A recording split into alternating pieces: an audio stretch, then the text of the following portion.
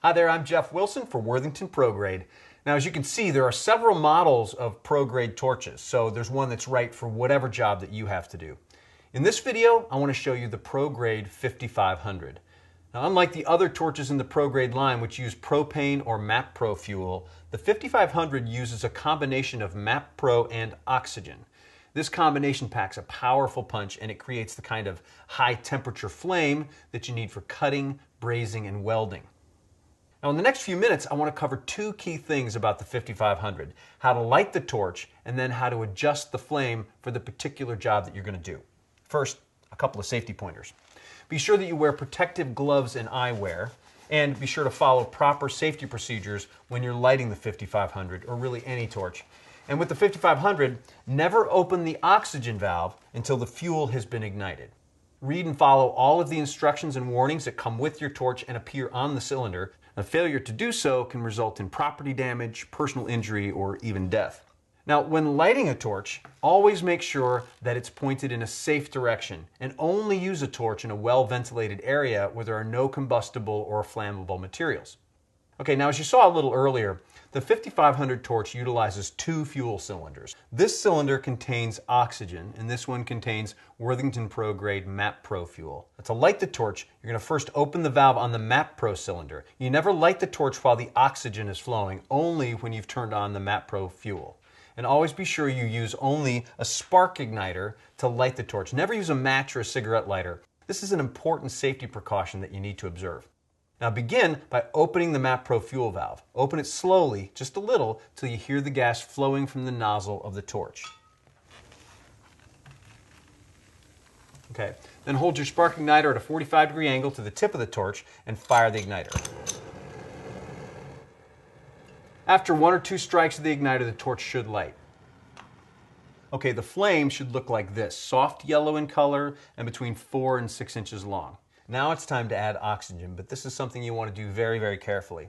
So slowly, and I do mean slowly, open the valve on the oxygen cylinder until the flame has an inner blue flame that's about 1/4 of an inch long. Now the outside flame may be longer. This is known as the starting flame. Now before I show you how to adjust the flame for different purposes, let me mention a couple of important things about the lighting process.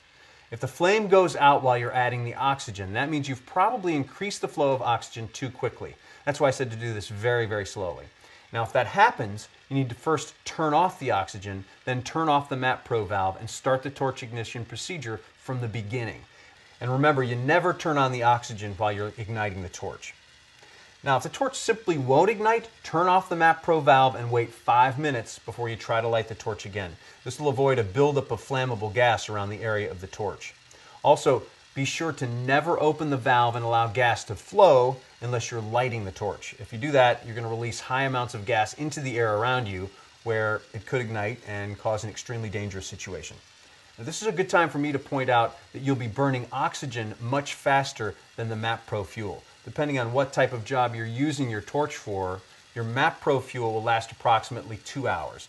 The oxygen cylinder, however, will last approximately 10 minutes. So don't think anything's wrong if your oxygen supply is gone long before your MAP Pro. Just be prepared and have an additional oxygen cylinder on hand. Now, once you've ignited the torch and turned on enough oxygen to establish the starting flame, you'll want to adjust the flame for the type of job you'll be doing. Let's start with the flame for soldering or heat treating. Now, to achieve this flame, begin with the starting flame and slowly increase the MAP Pro fuel until the yellow portion of the flame reaches 7 to 9 inches in length. Now, it's important that this yellow portion of the flame remain in contact with the tip of the torch. If it loses contact, reduce the flow of fuel until the flame is again touching the tip of the torch.